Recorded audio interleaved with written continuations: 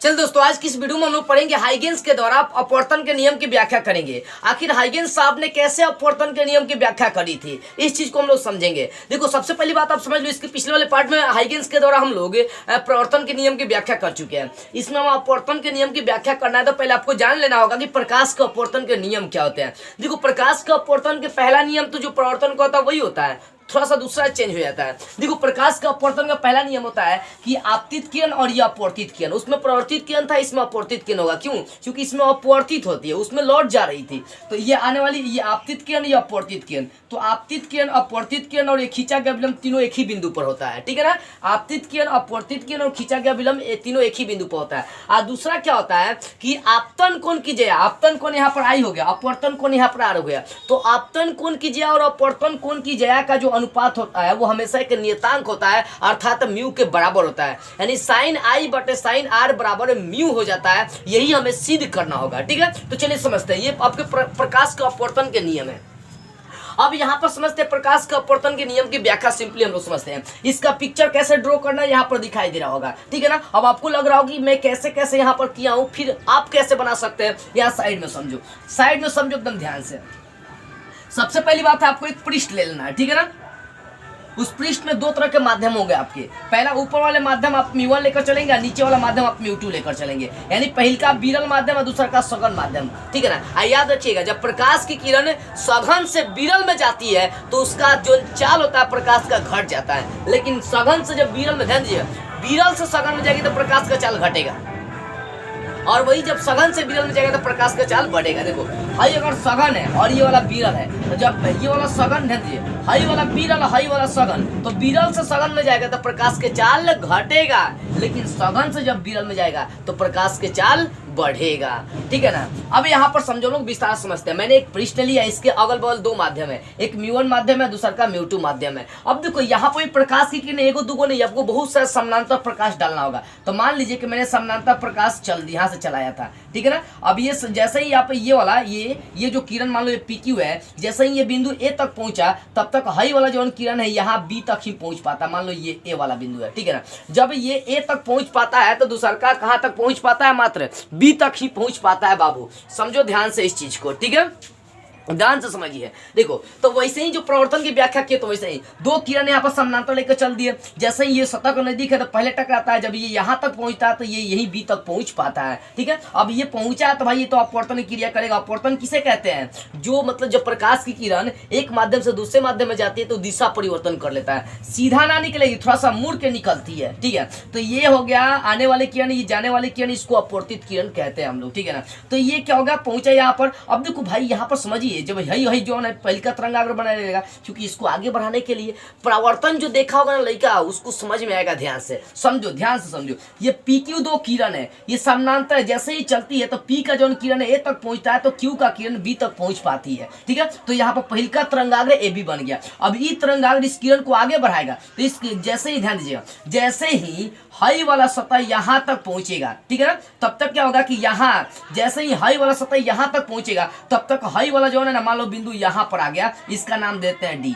तो यहाँ इसका नाम C होगा, तो इसका मतलब हाई वाला क्या हो जाएगा, यहाँ पर चलाएगा। यानी यहाँ पर दूसरा तरंगाग्र बन जाएगा। आई भाई अपवर्तित तो होगा ही, एकदम रखा है कि अपवर्तन होगा। अब देखो मैंने कैसे कैसे किया, कुछ ना किया, दो समानांतर किरण। ठीक है ना? अपना चित्र थोड़ा यहाँ बढ़िया से बनाएगा। मैं अभी यहाँ पर शॉर्ट में सिर्फ आपको समझा रहा हूँ। अब यहाँ पर चित्र मत में लगेगा कि यहाँ पतला, यहाँ मोटा कैसे हो गया बुआ। समझो, ये दो समानांतर किरण निकली है। ठीक है ना? अब जैसे ही ये बिंदु किरण P A तक पहुंचता है तब तक Q B तक पहुंच पाता है। यहाँ पे पहले का तरंगाग्र बनेगा, ये तरंगाग्र आगे बढ़ाने का काम करेगा। तो जैसे ही ये जो बिंदु जो किरण Q था ये B तक पहुंचा, B से जैसे ये C तक आता है तब तक यहाँ अपवर्तन की क्रिया कहाँ तक हो जाती है, D तक हो जाती है। यानी यहाँ से लेकर यहाँ तक फिर एक तरंगाग्र बन जाता है। यही तरंगाग्र ये समानांतर किरण को आगे बढ़ाने का फिर काम करता है। ठीक है ना? यानी हई आने वाला किरण, हई जाने वाला किरण। अब यहाँ से भाई क्या करेंगे, अभिलंब डाल दीजिए, क्योंकि अभिलंब हमें चाहिए, तभी ना आप भी व्याख्या कर पाएंगे। यही पिक्चर और यहाँ पर है, एक समतल सतह है, इसमें माध्यम दो, पहल का माध्यम दूसरा का माध्यम। ठीक है ना? इसको विरल, इसको सघन लेकर चलिए। प्रकाश विरल से सघन में जा रही है तो चाल घटेगा, एकदम रखा है। तो ये जैसे ही किरण P और Q दो समानांतर चली है तो P जैसे ही A तक पहुंचेगा तब तक Q कहाँ तक पहुंच पाता है, मात्र B तक पहुंच पाता है। इतनी बातें समझ में आ गई। अब देखो, अब जैसे ही ये बी सी तक पहुंचेगा तब तक ये अपवर्तन की क्रिया करके कहां तक आ गया, डी तक आ गया। तो यहाँ एक और तरंगाग्र बन गया जिसका नाम हो गया सी डी। अब ये सी डी तरंगाग्र दोनों समानांतर किरणों को आगे बढ़ाने का काम करता है, क्योंकि तरंगाग्र का मतलब क्या होता है, उसको आगे बढ़ाना, किरणों को आगे बढ़ाना। तो तरंगाग्र क्या करेगा, इसको आगे बढ़ाने का काम करता है। यही आपको भाषा लिख देना है, बस भाषा चित्र बना लेना है, दो समानांतर लेकर चलना है, ठीक है ना, अपवर्तनी क्रिया दोनों में कर देना है, और तरंगाग्र दोनों में बना देना, हो गया। यही भाषा लिखेंगे, माना कि पी और क्यू दो समानांतर किरण किसी सतह पर आपतित होते हैं। किसी सतह पर क्या कर रहे हैं, आपतित होते हैं, जिसमें पी ए तक पहुंचता है तो क्यू बी तक ही पहुंच पाता है, ठीक है। उसके बाद जैसे ही बी सी तक पहुंचता है तब तक बिंदु ए से डी तक उसका अपवर्तन हो जाता है, और यहाँ पर सी डी दूसरका तरंगिका बन जाती है, दूसरा का तरंगाग्र बन जाता है। फिर ये अपवर्तनी क्रिया को आगे बढ़ाने का काम करता है। यानी हई वाला तरंगाग्र आपतित किरण का तरंगाग्र हो गया, और ये वाला किरण अपवर्तित किरण का तरंगाग्र यहाँ पर हो जाएगा, ठीक है। बस चित्र में आपको यही चीज लिखनी है। मान लिया कि पी और क्यू दो किरण एक किसी सतह पर आपतित होते हैं, किसी सतह पर आपतित होते हैं, ठीक है ना, जिसका माध्यम म्यू1 है, जिसमें प्रकाश की किरण की चाल v1 है, इसमें प्रकाश की किरण की चाल हम लोग म्यू2 लेकर चलेंगे, ठीक है ना। प्रकाश की किरण की चाल क्या म्यू2 लेकर चलो। अब ध्यान दो, यहाँ पर समझो ध्यान से बाबू। देखो, दो समानांतर किरणें चलिए आप लिखेंगे, माना कि पी और क्यू दो समानांतर किरणें चलती है, जिसमें पी ए तक पहुंचता है तो क्यू बी तक ही पहुंच पाता है। फिर जैसे ही बी सी तक पहुंचता है तब तक बिंदु ए डी तक पहुंच जाती है, ठीक है ना। तब तक क्या होता है, अपवर्तन क्रिया डी तक हो जाती है, तो यहाँ दूसरा का तरंगाग्र बन जाता है। बस ये आपको बातें लिख देनी है। जब इतनी बातें आप लिख देंगे तब वो आप यहाँ से त्रिभुज उठाएंगे, ऊपर एक त्रिभुज बन गया और नीचे एक त्रिभुज बन गया। इस त्रिभुज में आपको मालूम है हाई वाला भाई आपतन कौन होगा, 90 घटावार होगा, क्योंकि इसके पिछले वाले पार्ट में समझा देगा, है पूरा 90 होगा, तो खाली इसका मान निकालेंगे तो 90 घटावार, तो इसका मान आई हो जाएगा आपका। यहीं पर ये वाला जो ये आपका अपवर्तन कोण है, ये आपका इसी प्रकार आर हो जाएगा, ठीक है ना। यानी हाई वाला आपतन कोण तो हाई वो आर हो जाएगा, हाई वाला भी आपका क्या हो जाएगा, आर हो जाएगा। यहाँ अपवर्तन यदि आर लेकर चलेंगे तो हाई वाला भी हमारे आर हो जाएगा, हाई आर लेकर चलेंगे तो पूरा मान कितना होता है, 90 होता है, तो हाई आपका आर हो जाएगा। इसके पिछले वाले पार्ट में इस पर बड़ी डिस्कस हम किए थे, बड़ी चर्चा किए थे, ठीक है ना। हाई आर तो ये भी आर, हाई आर हो जाएगा तो हाई आर आपका आर हो जाएगा। इस चीज को आपको याद रखने वाली बात है। तो इस त्रिभुज में चल दे रहा हूं, त्रिभुज एबीसी में चल दिया,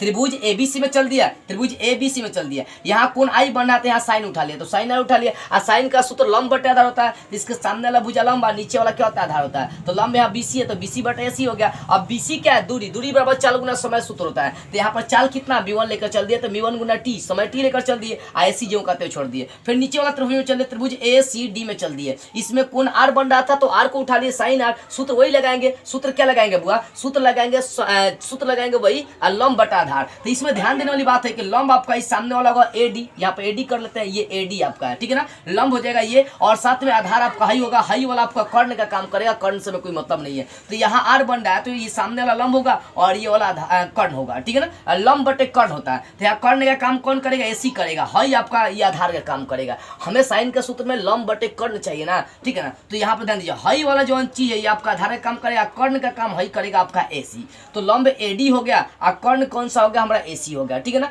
लंब बटे कर्ण चाहिए, सूत्र होता है साइन का लंब बटे कर्ण, तो लंब ये हो गया, कर्ण आपका एसी हो जाएगा। यही में चलेंगे तो लंब बटे कर्ण एडी बटा एसी हो जाएगा, क्योंकि ये आपका लंब होगा, नीचे वाला एसी हो जाएगा, कर्ण होगा। अब देखो यहाँ पर एडी लेकर चले हाई वाला, तो इसकी भी एडी क्या एक दूरी है, तो सूत्र लगा देंगे चाल गुना समय, मतलब यहाँ पर चाल म्यू2 लेकर चले तो म्यू2 गुना टी है, समय जो है ना, समय तो टी ले लिए और साथ में एसी को जो करते हुए छोड़ेंगे, ये आपका समीकरण 2 हो गया। यानी कहने का मतलब इसमें साइन लगा दिए, इसमें आर लगा दिए, ठीक है ना। तो साइन आर और साइन आई और साइन आर का मान निकालिए। अब निकालने के बाद दोनों का बटा कर दिए, साइन आई बटा साइन आर कर दिए, दोनों का भाग कर दिए। और करने के बाद देखो जैसे ही इन दोनों को भाग करेंगे तो नीचे वाला मान कट जाएगा, क्योंकि एसी एसी सेम है, नीचे वाला कट जाएगा तो बचेगा v1 गुना टी और v2 गुना टी। यहाँ से टी भी कट हो जाएगा तो बचेगा म्यू1 बटा म्यू2। अब देखो म्यू1 बटा म्यू2 आप पढ़ चुके हैं सूत्र, अपवर्तनांक किसे कहते हैं, तो शून्य या निर्वात में प्रकाश की चाल तथा उस माध्यम में प्रकाश की चाल के अनुपात को हम लोग क्या कहते हैं, उस माध्यम में प्रकाश की चाल के अनुपात को हम लोग अपवर्तनांक कहते हैं। इतना तो आपको पता है ना बाबू। तो यहाँ पर है उस माध्यम में प्रकाश की चाल निकालेंगे, तो यहाँ माध्यम म्यू1 है, तो यहाँ पर म्यू1 लेकर चलेंगे, तो म्यू1 का मान निकालेंगे तो म्यू नीचे चला आएगा, यानी म्यू1 का जो यहाँ पर मान आएगा वो हो जाएगा सी बटा यहाँ पर हो जाएगा है ये आपका μ1 हो गया, मतलब ये आपका, ठीक है ना। तो यहाँ पर मान निकालेंगे तो ये आपका हो जाएगा, ये आपका हो जाएगा μ1 हो जाएगा, यानी v1 का मान यहाँ पर निकालेंगे तो, ठीक है ना। ये ध्यान दो, ये आपका v1 हो गया, ये v2 हो गया, ये आपका क्या है तो म्यू है, म्यू क्या है, म्यू है। इस सब चीज को समझना जरूरी होता है बाबू। देखो मेरे कहने का मतलब क्या है कि मैंने पहले साइन आई और साइन आर का मान निकाले, दोनों का अनुपात कर लिया। अब अगर हमारा आ गया v1 बटा v2 आ गया, तो v क्या है, इस माध्यम में चाल है, इसमें v क्या है, v2 क्या है, तो इस नीचे वाले माध्यम में चाल है। तो भाई आपको मालूम है अपवर्तनांक का सूत्र, म्यू का सूत्र होता है c बटा u होता है। u का मतलब उसी माध्यम में चाल लेकर चलेंगे जिस माध्यम में, तो शून्य या निर्वात में प्रकाश की चाल और उस माध्यम में प्रकाश की चाल को अनुपात को अपवर्तनांक कहते हैं। यानी c बटा यहाँ पर माध्यम μ1 लेकर चले, यहाँ पर μ1 रखेंगे तो μ1 का मान हो जाएगा, ये v लेकर चलेंगे तो यहाँ पर आपका निकल जाएगा, ठीक है ना। यानी μ1 का जो सूत्र है वो आपका आ जाएगा c बटा μ1 आ जाएगा, क्योंकि यहाँ पर माध्यम वो लेकर चल दिए हैं। तो यहाँ पर ध्यान दो, है v1 का जो मान लेकर चले वो c बटा μ1 होगा, c बटा μ2 होगा, है c कटिस होगा, μ2 उलट के ऊपर चला गया, μ2 नीचे चला गया, तो μ2 बटा μ1 को हम लोग दिए 1 μ2, यानी प्रकाश की किरण 1 से 2 में जा रही है, प्रकाश की किरण यानी 1 μ2, इसको लिख दिया, आप ऐसे लिख सकते हैं। हमें यही दिखाना साइन आई बटा साइन आर आप बराबर क्या दिखाना, हमें ये दिखाना, म्यू दिखाना। तो ये कौन सा नियम है, इसी को तो हम लोग स्नेल का नियम कहते हैं बाबू। इसको कौन सा नियम कहते हैं, स्नेल का नियम, इसी को कहते हैं। हार्ड ना है, दिमाग लगाओ बस, ये क्रिया कुछ नहीं करना है। साइन आई का मान निकालो, साइन आर का मान निकालो, दोनों का बटा कर दो, बटा करने के बाद आपका v1 बटा v2 आएगा, ठीक है ना। ये चाल है तो उस माध्यम में जब चाल आप निकाल लेंगे तो आपका आ जाएगा यहाँ पर c बटा μ1, c बटा μ2। आप देखो c से में कट जाएगा, μ2 ऊपर चला जाएगा, μ1 नीचे चलाएगा, तो μ2 बटा μ1 इसको लिख देंगे 1 μ2, यानी साइन आई बटा साइन आर का मान ये वाला आ गया। और ये कौन सा नियम कहलाता है, स्नेल का नियम। तो यहाँ पर देखो दोनों उनका नियम आ गया। पहले का तो आपतित किरण, अपवर्तित किरण और खींचा गया विलंब तीनों एक बिंदु पर है, और दूसरा का साइन आई बटा साइन आर का मान एक अपवर्तनांक आ गया, एक नियतांक आ गया, हो गया स्नेल का नियम। देखो फिर से एक बार समझा रहा हूँ, इसको चित्र से समझो। पहली बात, एक सतह लेना है, उस सतह पर दो किरण आपतित कर देना समानांतर।